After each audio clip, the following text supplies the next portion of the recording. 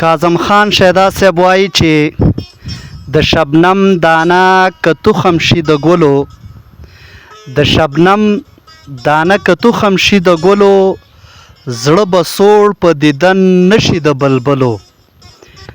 او چې یې نشته لکه ګل ښه رخسارونه، چې یې نشته لکه ګل ښه رخسارونه، څوک به څه کا تورې زلفې د سنبلو. چې یې نشته لکه ګل ښه رخسارونه، څوک به څه کا تورې زلفې د سنبلو. او په څه شان درته بیان سوې طالع کړم، په څه شان درته بیان سوې طالع کړم، لکه لمر زما جبین دی د داغلو. او معطل په عارضه د شام غریب دی، معطل په عارضه د شام غریب دی، که مې زړه په حلقه بند شي د کاکلو. د اسمان په شانې تیز د فتنو تیغ کړې، د اسمان په شانې تیز د فتنو تیغ کړې، صبح و شام ګرځي ښکاره په سرو منګلو.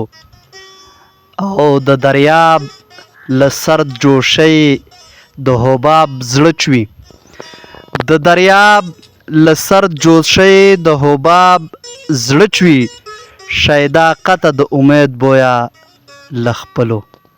بل غزل دی وایي چې هیڅ نقصان د ساده حسن و جمال نشته، هیڅ نقصان د ساده حسن و جمال نشته، د آفتاب په رخسار هم خط و خال نشته.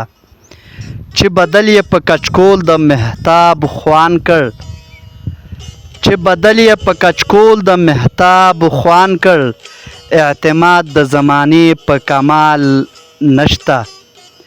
نخلولی زمانې په کوم سبب یم، نخلولی زمانې په کوم سبب یم، لکه ژبه خود زما پر وبال نشته.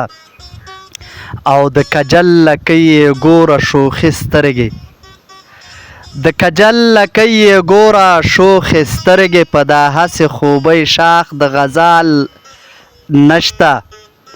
او هره لار یې اژدها د جهان غري، هره لار یې اژدها د جهان غري، و برجل ته یې د هر چا مجال نشته. چې ګیره یې د کوکب د کار وانه کړه، چې ګیره یې د کوکب د کار وانه کړه، ولې نه وایي ناخن د هلال نشته. او افروخته وي پکې تل د حسن شمع، افروخته وي پکې تل د حسن شمع، د خاطر غوندې فانوس د خیال نشته. او مقطع ده چې د شیدا ګوره هر طرف ګلګونې اوښي، شیدا ګوره هر طرف ګلګونې اوښي، هیڅ خندا په دا بهار کې امثال نشته. د شیدا صاحب غزلونه ډېر سخت دي، بغیر د یو پوه شخصیت د تشریح نه څوک پې په اسانه پوهېدلی نه شي. نو که غواړئ د شیدا صاحب غزلونو په تشریح او په هغې باندې پوه شئ، نو د ډاکټر حنیف خلیل صاحب دوه کتابونه لیکلي دي چې دواړه د کاظم خان شیدا صاحب د غزلونو تشریح پکې شوې ده. کولی شئ چې د فیسبوک د لارې هم تعقیب کوئ او حنیف خلیل نوم ورکئ فیسبوک کې، نو ټول لیکنې.